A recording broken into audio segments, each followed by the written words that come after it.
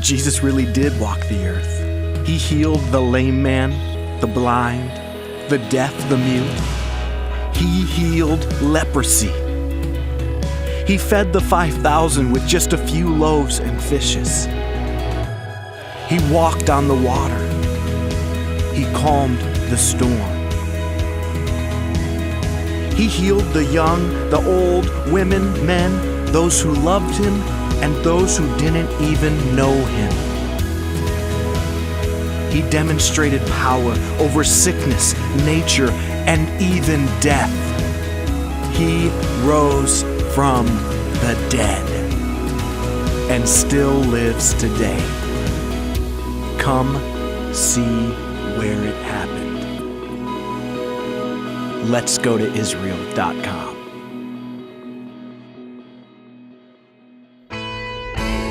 Jesus is Lord, and he was such a nice Jewish boy. Jesus changed my life, and he's still in the life-changing business. I believe in the divinity of Christ. I believe in the accuracy of the Hebrew Scriptures. I'm convinced that Moses and the ancient Jewish prophets pointed to Yeshua HaMashiach, Jesus the Messiah. Jesus died to save sinners, and you are a sinner. Jesus is Lord, and he was such a nice Jewish boy.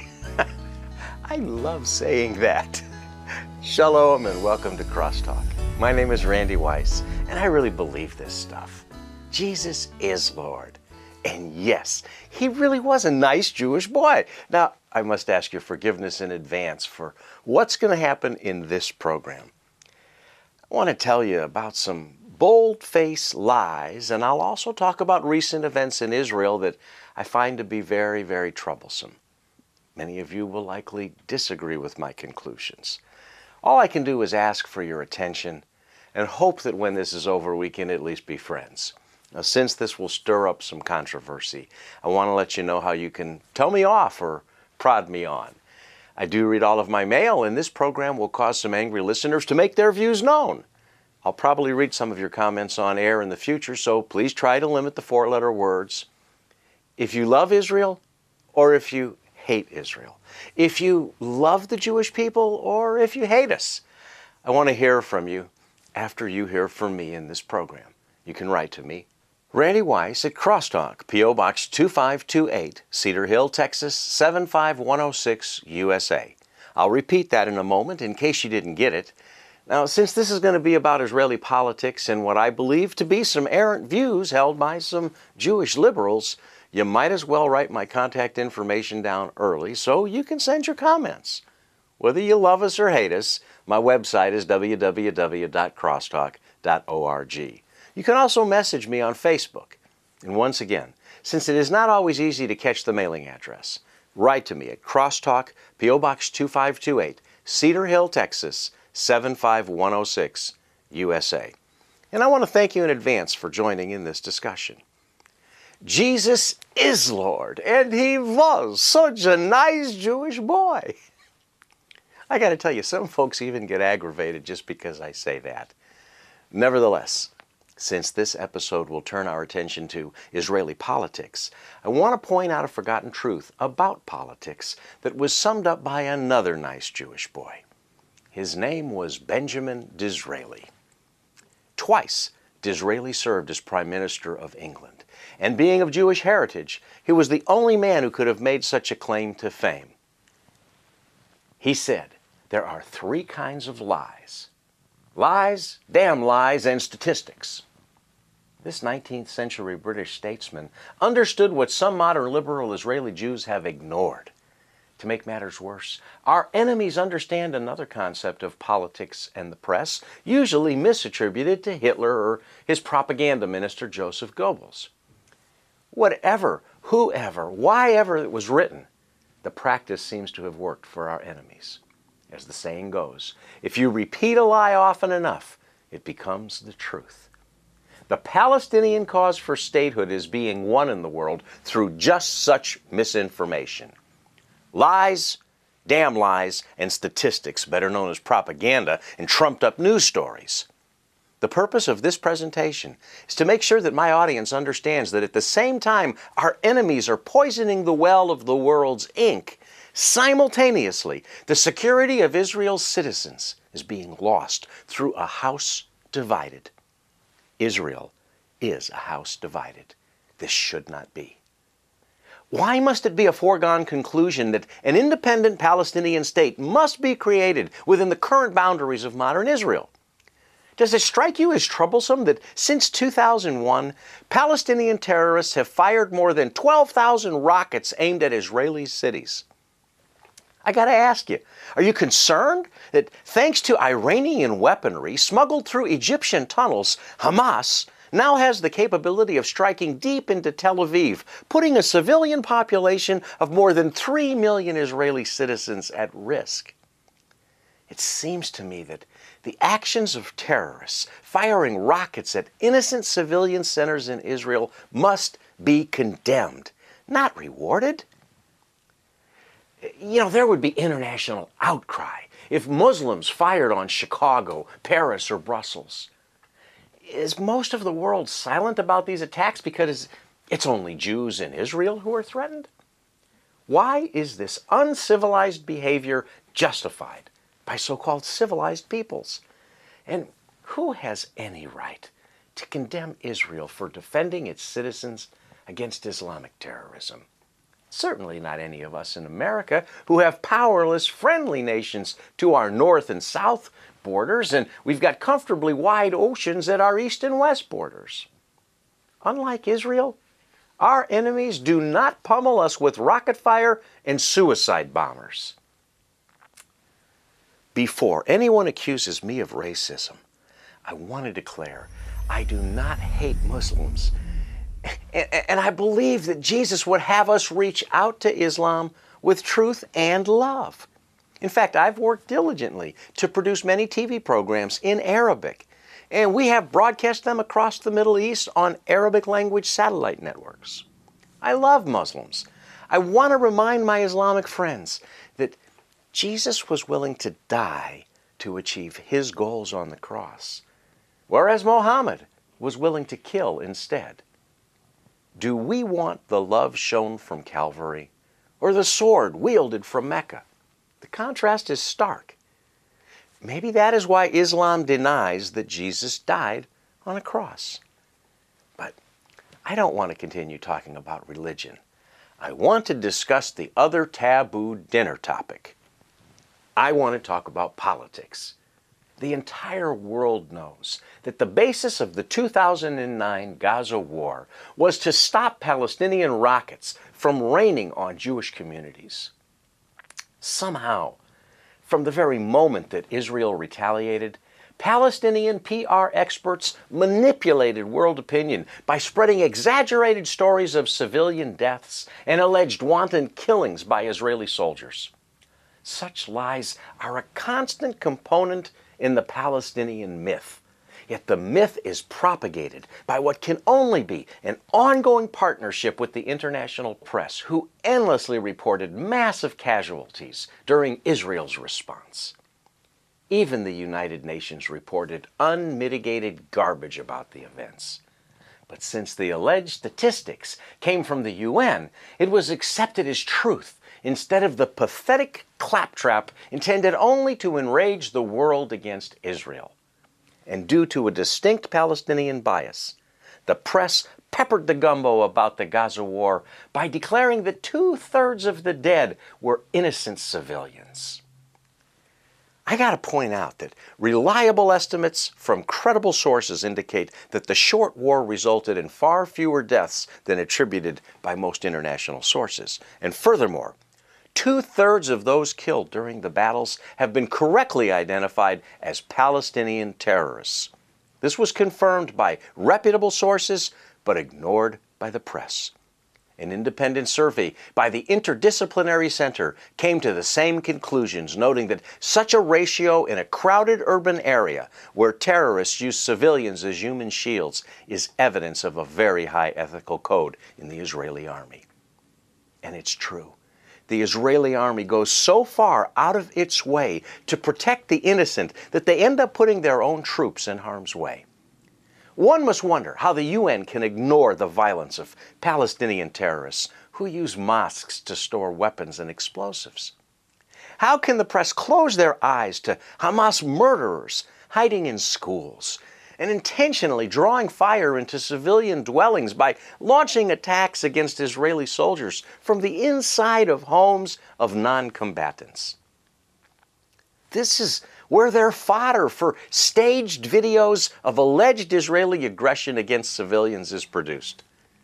Hamas videographers relish every opportunity to parade casualties across the stage for every waiting journalist. But the reports rarely mentioned that it was terrorists who intentionally painted targets and built their public relations campaigns on the broken backs of innocent women and children behind whom these cowards were hiding. The world, it seems, deceived and bent by bias. The press, they call them freedom fighters, but only murderous terrorists would force civilians to provide cover for their criminal behavior. In clear contradistinction, the honorable soldiers of the Israeli Defense Forces left envelopes of money for innocent Palestinians when their dwellings had been temporarily used by IDF troops. The Israelis even made sure to clean the homes they had used while among the Palestinian civilians. Israel has always done their best to avoid bringing harm to non-combatants. But it is indisputable that Hamas intentionally causes suffering and brings devastation to their own people as an integral part of their strategy of war. Yet the UN and the likes of Amnesty International simply continue to condemn Israel. Shame on these gutless leaders and anti-Israel aid workers. And this brings me to a question I cannot answer. Maybe you can help me. It's easy to understand the devious motivation of Palestinian hate mongers. It's obvious why our enemies promote lies of Jewish atrocities to bolster their victim status among the cadre of international anti-Semites, prone to unstoppable hatred for the nation of Israel.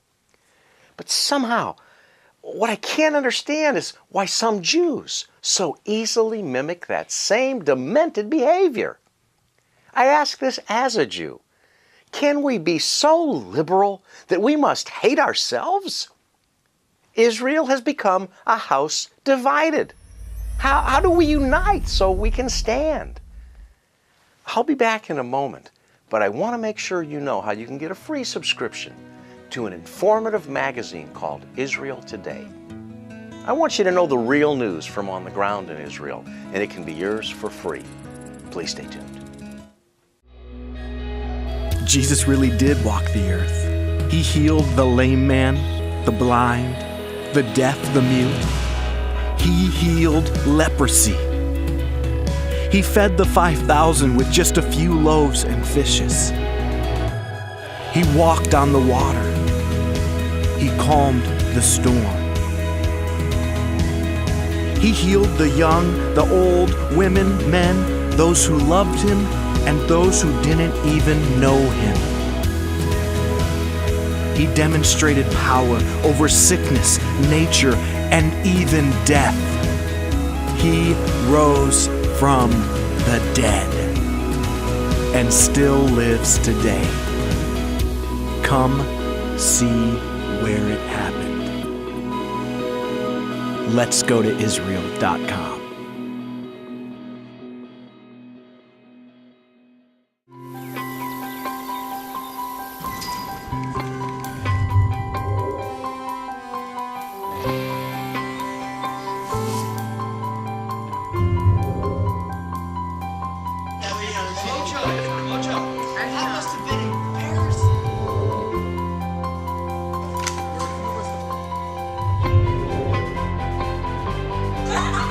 I am Regent's first ROTC graduate student.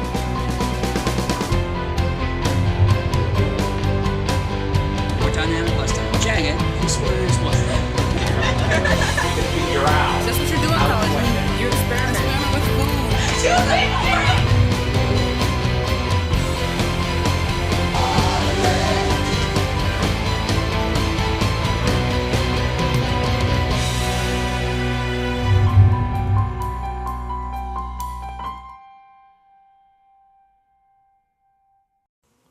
The word friends in Hebrew is chavarim. Friends are very important to all of us here at CrossTalk International, and the Circle of Chavarim is our monthly giving program. Our circle of friends help CrossTalk International reach thousands of people every month. If you're like me, you enjoy a cup of premium coffee from the local coffee shop each morning. For the price of just 2 cups of coffee per week, you can help support a CrossTalk missionary. You can reach a lost person through the Today with God project, or you can help teach about our Jewish Savior through CrossTalk Television. All of that for just $32 a month.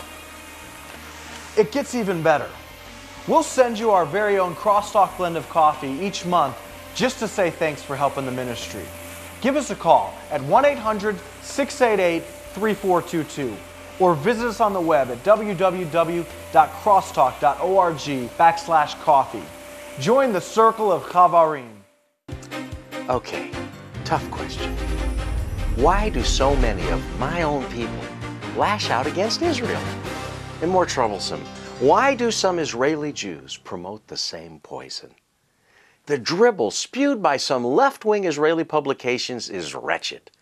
The hate expressed toward Jewish settlers and the unending push toward a two-state solution is despicable.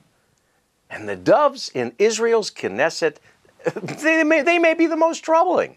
I'm starting to believe that Israeli liberals make themselves feel good by cuddling victimized Palestinians. You know, some radical dovish Jews in Israel are better equipped to condemn Jewish patriots and trash the Israeli Defense Forces than to speak out against the core problems of Muslim hatred. We find similar mind-numbing nonsense being voiced across the spectrum in America. In the name of tolerance, liberal Americans would share their bed with rattlesnakes to avoid being labeled intolerant. Nevertheless, I am stunned by the posturing of liberal Jewish politicians and a growing fifth column in Israel who promote never-ending land for peace failures and perpetually defend murderous enemies. I think it is the height of Jewish self-hatred. But wait, I'm a Jew. I mean, can I say that? Is it right for anyone to bring up the subject of Jewish self-hatred? Is it any different than the liberal self-hatred expressed by some Americans? You must realize that some of our homegrown liberals will stand for anything except victory against our enemies. Why would any American doubt that freedom is powerful and our Constitution is virtuous? I mean, our founding fathers, the things that they did, the founding documents of our nation, they inspire patriotism. Only a traitor or a fool would despise our freedom.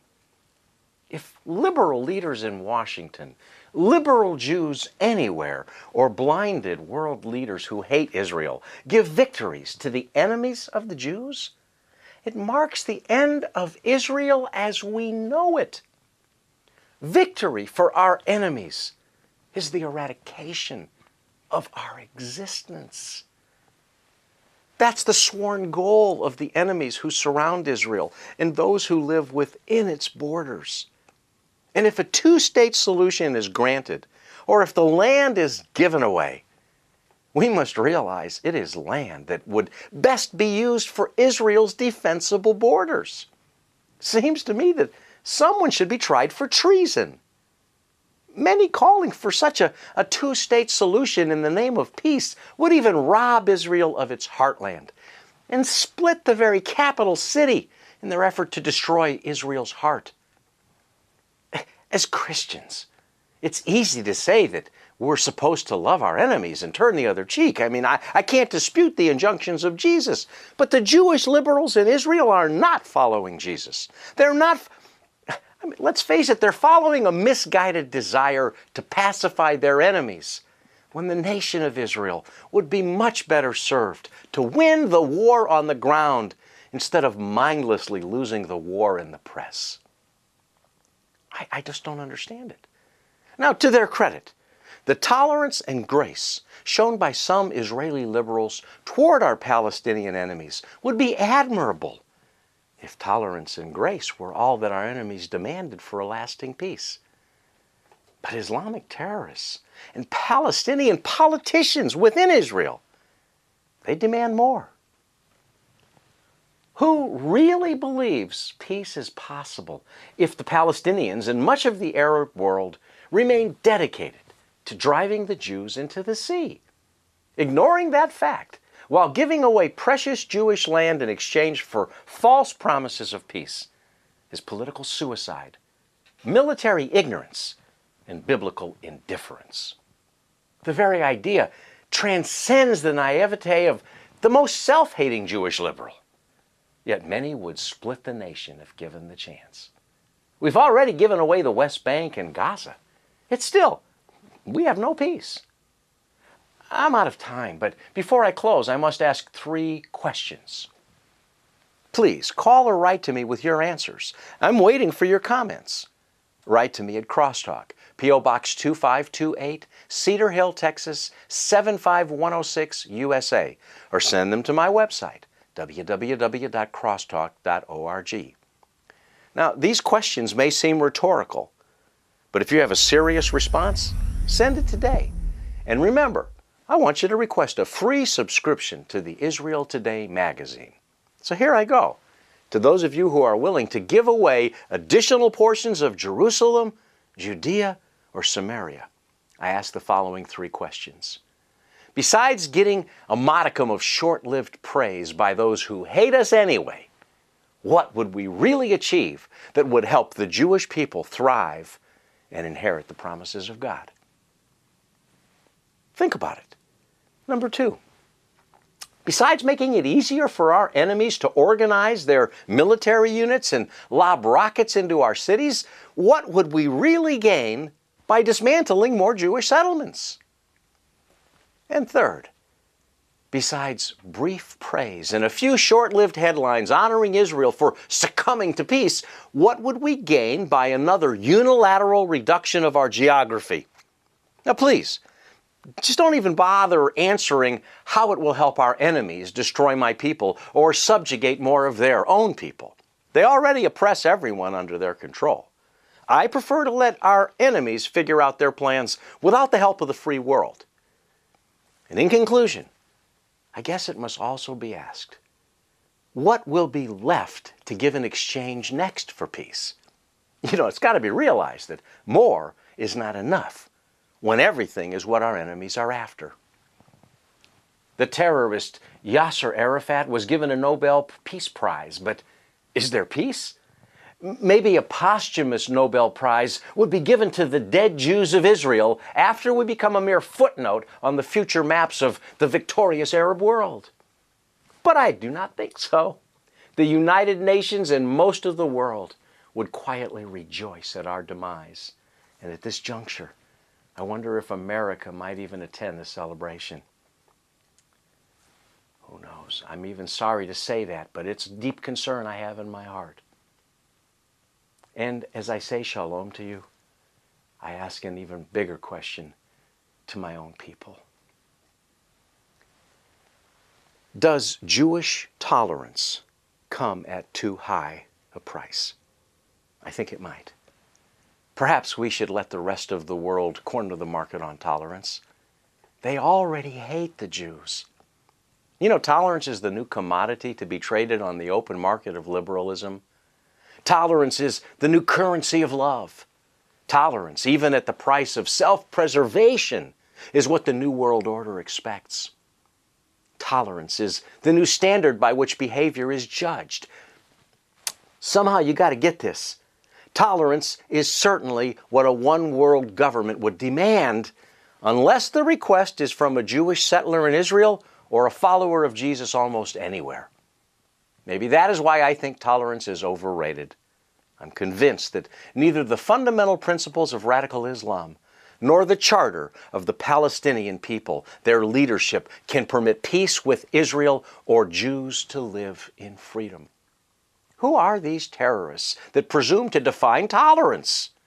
No one who straps bombs to their children in their effort to spread death and destruction have the right to discuss tolerance. And the liberals who defend such actions are not qualified to identify the characteristics they so cherish. an overwhelming victory was granted to the terrorist Yasser Arafat. Do you realize he won 99% of what he wanted in the failed Oslo peace accords? But he walked away in defeat because he could not accept peace under any agreement with Israel. Abba Eban, referring to an earlier failed attempt at peace, once famously said, "The Palestinians never miss an opportunity to miss an opportunity."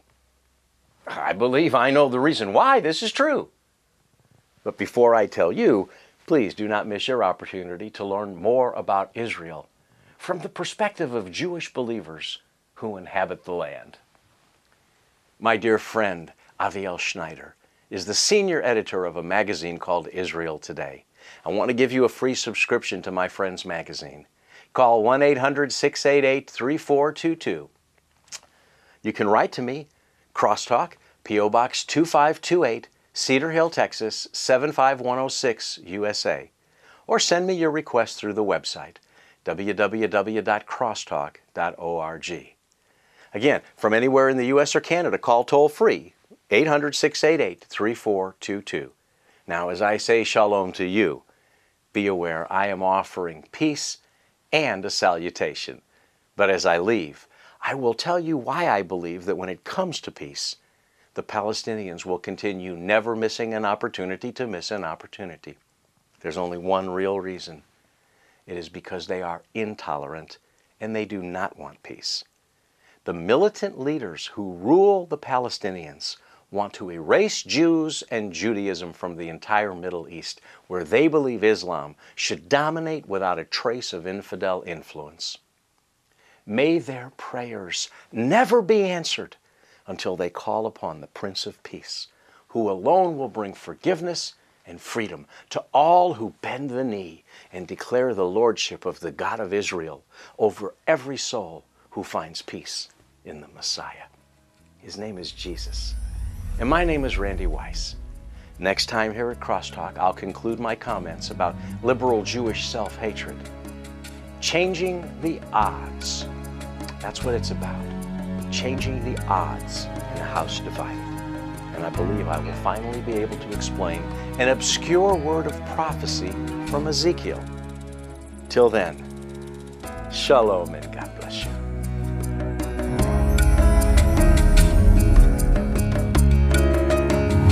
Because he loves me, I will follow him. Because he loves me, I will follow him. Because he loves me, because he loves me, because he loves me, I will follow him. Because he loves me, I will follow him.